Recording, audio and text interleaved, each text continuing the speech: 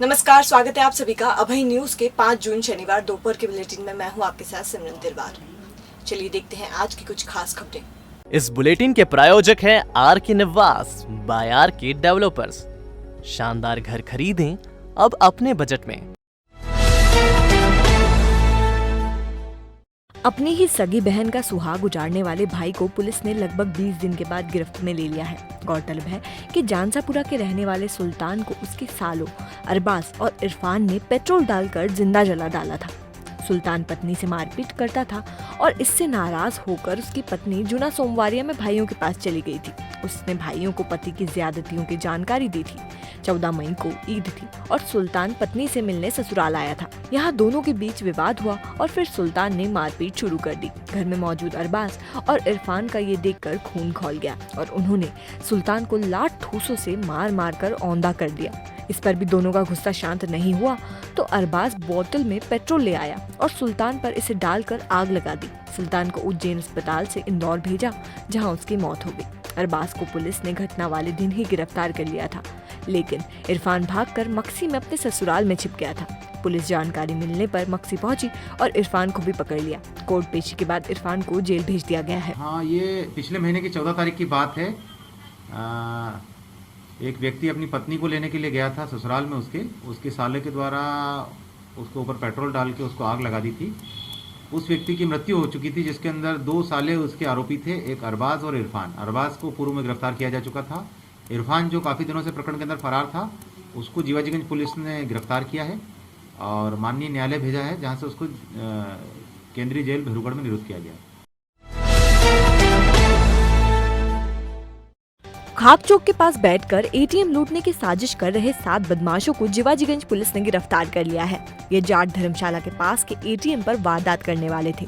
आरोपियों से 54,000 रुपए नकद, चाकू, लोहे का पाइप और प्लास्टिक पिस्टल मिली है। बदमाशों ने चोरी की 2 वारदातें भी कबूली है। हालांकि पुलिस की कहानी हर बार की तरह सच्ची कम बनावटी ज्यादा लग रही है। सूचना मिली थी कि 7 से 8 की संख्या में बैठकर लूट की योजना बना रहे हैं। पुलिस टीम ने घेराबंदी कर इनसे हथियार और नकदी मिली। पूछताछ में आरोपियों ने कबूल किया कि वो जाट धर्मशाला के पास का एटीएम लूटने की तैयारी कर रहे थे।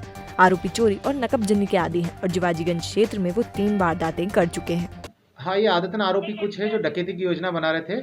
ये 7 आरोपी है, इनको गिरफ्तार किया है और इनके पास में से नकब, चाकू और भी कुछ डकैती की योजना के सामग्री के आला जरब जब्त किए गए हैं। प्रारंभिक रोक से पूछताछ पे इनसे 50,000 से ज़्यादा की एक रिकवरी हुई है, जो कि बोराबाखल के अंदर एक अभी चोरी हुई थी, उसके अंदर अभी और पूछताछ जारी है इनसे। लगभग कितने मामले खुलासा होने की संभावना है इसमें?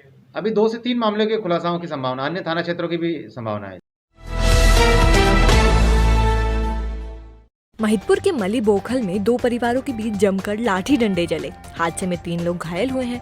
2 को उपचार के लिए उज्जैन में भर्ती कराया है, जबकि एक का उपचार महिदपुर में ही चल रहा है। दोनों परिवार पास पास में रहते हैं और इनके बीच आए दिन विवाद होता रहता है। शुक्रवार को ये परिवार फिर आमने सामने हो गए। सुबह से शुरू हुआ झगड़ा दोपहर तक चला और हथियार निकल आए। नुकुल माली, रवि मंसूरिया ने 2 अन्य लोगों के साथ मिलकर पवन मालवी, रवि माली और पुष्कर माली को घायल कर दिया। मारपीट में पवन के सिर में 7, रवि के सिर में 12 टाके आए हैं। पुष्कर के भी नाक, मुंह और पीठ में चोट आई है।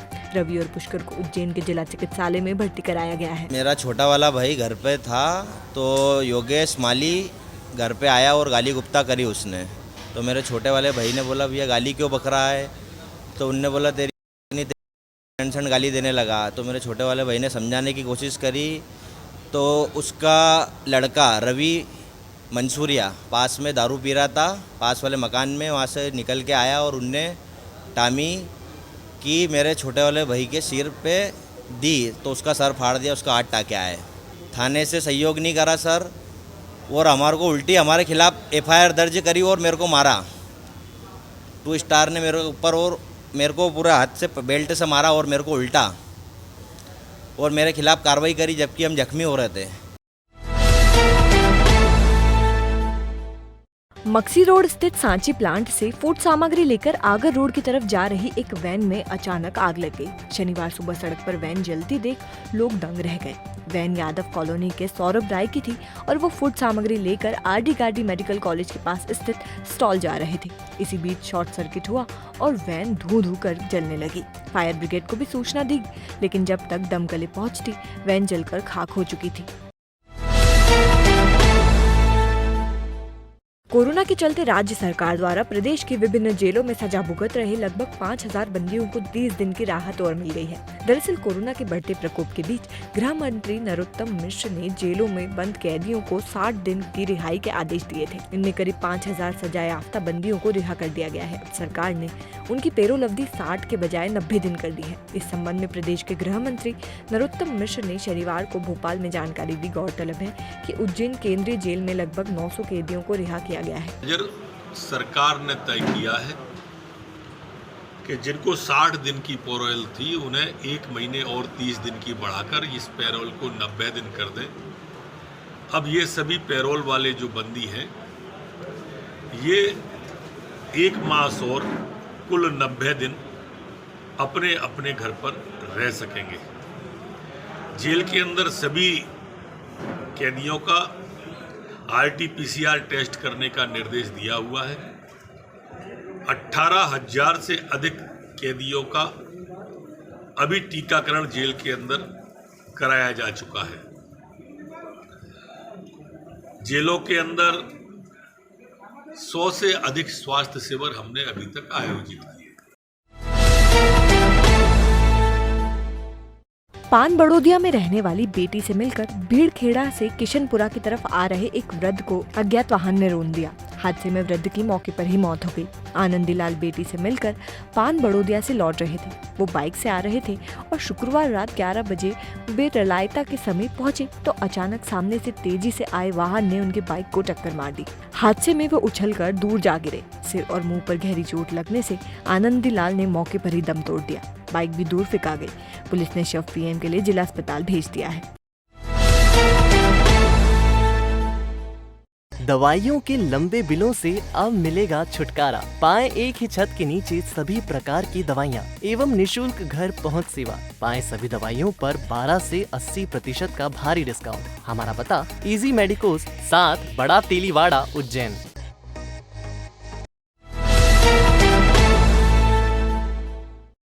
बगोदा से पल्सर बाइक पर शराब लेकर टराना आ रहे 2 युवकों को पुलिस ने हिरासत में ले लिया है। इनसे 6 पेटी शराब बरामद की गई है।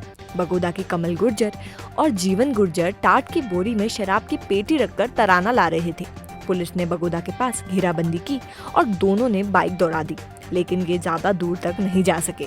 पुलिस ने घेराबंदी कर दोनों को दबोच लिया और बोरे की तलाश ली तो इसमें 6 पेटी शराब भरी हुई थी। समीर राय हत्याकांड में फिर नया मोड़ आया है। पुलिस ने जो वजह बताई है उसे दोनों युवकों ने सिरे से नकार दिया है। समीर की पत्नी निकिता राय ने पुलिस की कार्रवाई पर सवाल उठाते हुए कहा कि पुलिस की कार्रवाई से मैं असंतुष्ट हूँ। पुलिस जो कहानी बता रही है वो मनगढ़ंत है। निकिता ने उच्च स्तरीय जांच की मांग भी की है। प्रेस वार्ता में निकिता उन दोनों युवकों को साथ लेकर आई थी जिनकी कहानी पुलिस ने बताई थी। साथ ही कहा कि मेरे पति की हत्या सुपारी देकर करवाई गई है, जिसमें भाजपा नेता का हाथ है। दरअसल पुलिस ने समीर राय की हत्या की वजह आयुष जैन के द्वारा 400 रुपए महीने पर दिए गए कमरे और सोहेल पठान के द्वारा आरोपी रोहित शर्मा की प्रेमिका को परेशान करना बताया था। पुलिस की हत्या को लेकर दी गई दलील को आयुष जैन और सोहेल पठान ने सिरे से नकार दिया है। ये बात दोनों ने मृतक समीर राय की पत्नी निकिता राय के साथ में प्रेस वार्ता में कही। दोनों युवक ने ये भी कहा कि वो लोग समीर राय को पहचानते ही नहीं है। निकिता राय ने एक बार फिर भाजपा नेता का नाम लिया है। साथ ही प्लानिंग कर सुपारी देकर समीर की हत्या करवाने की बात कही है। निकिता ने कहा है कि मैं पति को न्याय दिलाने के लिए कोर्ट में गुहार लगाऊंगी। पुलिस के खुलासे में आयुष और सोहेल के नाम सामने आने के बाद निकिता ने दोनों की तलाश की। लोगों को सच्चाई बताने के लिए आयुष जैन और सोहेल पठान को मीडिया के सामने लाकर अपनी बात कही। आयुष जैन ने कहा कि मैंने रोहित शर्मा को 24 फरवरी को कैमरा मेरे दोस्त के माध्यम से किराए पर 4 दिन के लिए दिया था। कैमरा वापस नहीं लौटाने पर सिविल लाइन थाने में शिकायत की थी। पुलिस ने आरोपी रोहित शर्मा से मुझे 29 मई को कैमरा लौटवा दिया था। जैन ने कहा कि मैं मृतक को जानता तक नहीं हूँ। साहिल पठान ने कहा कि रोहित और मैं दोस्त हैं। दोनों ने साथ में कई अपराध किए हैं। पुलिस उसकी प्रेमिका को परेशान करने वाली बात क्यों कर रही है, मुझे समझ नहीं आ रहा है। मैं समीर को नहीं जानता।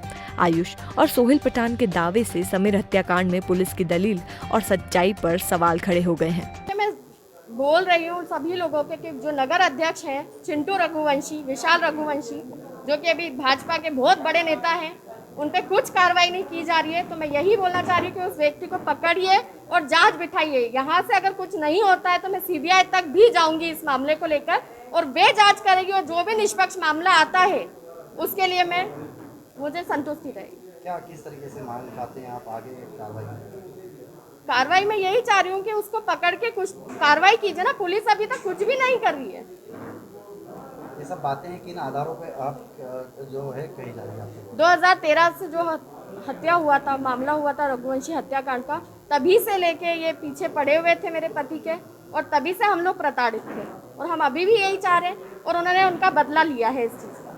भाजपा की ही सरकार है और आपका आरोप जो है भाजपा नेता पर ही है, क्या मानते हैं आप, क्या कार्रवाई हो पाएगी? देखिए, वही मैं बोल रही हूँ, अभी तक तो 4 दिन में कुछ हुआ नहीं है। मैं इसीलिए अभी मुझे कुछ सूझ भी नहीं है कि मैं आपके सामने क्या बोल रही हूँ।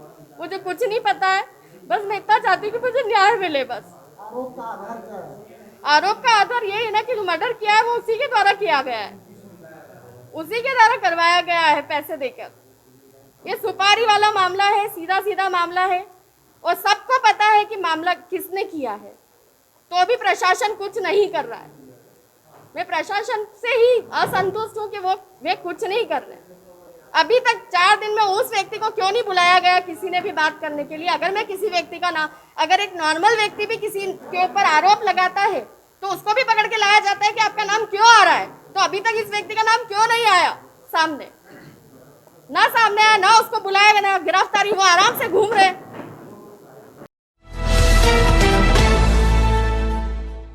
औद्योगिक थाना अंतर्गत ग्राम नगोरा रोड स्थित पार्वती मैरिज गार्डन में बीती रात गोली चली है और निकट झाड़ियों में युवक की लाश भी मिली है। मृतक की पहचान अतुल उर्फ अनुज पिता राकेश वर्मा 18 साल निवासी ग्राम पीर कराड़िया जिला इंदौर के रूप में हुई है। बताया जा रहा है कि बीती रात अतुल अपने 2 दोस्तों लोकेश पटेल और अजय के साथ पार्टी मनाने गया था। जब देर रात तक अतुल घर नहीं लौटा तो परिजनों ने अजय को फोन लगाया।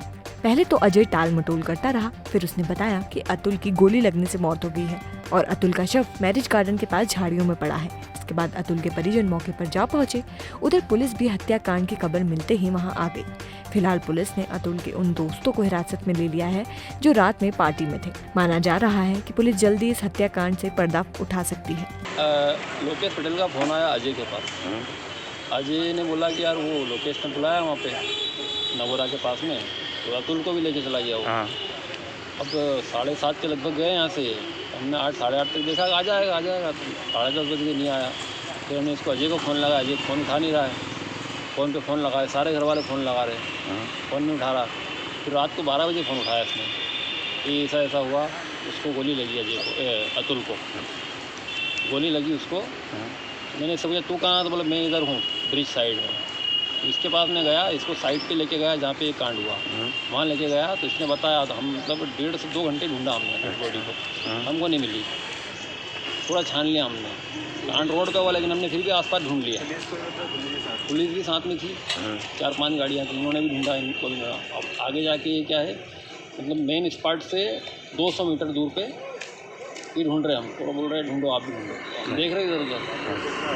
फिर थोड़ी देर में मैं शिप्रा साइड डैम्फर आया, डैम्फर निकलने के बाद फिर उन्होंने बोला आगे चलते हैं, उधर देखते हैं शिप्रा साइड में। 100 मीटर जाके गाड़ी रोक दी, लोकेशन पे पहुँच गए। इनको चप्पल दिखे रोड पे। अच्छा। हम 4 बार निकले वहाँ से, हमको चप्पल नहीं दिखी वहाँ पे रोड पे। अच्छा। उजाला बिल्कुल वहाँ पे, चप्पल दिखी और चप्पल से थोड़ा खून ही खून टपक रहा, और डेड बॉडी साइड में झाड़ के नीचे रखी, बिल्कुल ऐसा करा के प्लांट कर दी उसको। अच्छा। कैसा लगा कि आपको? डेड बॉडी को प्लांट करी, मतलब वहाँ रखी। अच्छा। मैंने स्पॉट से लाके उसको रखी।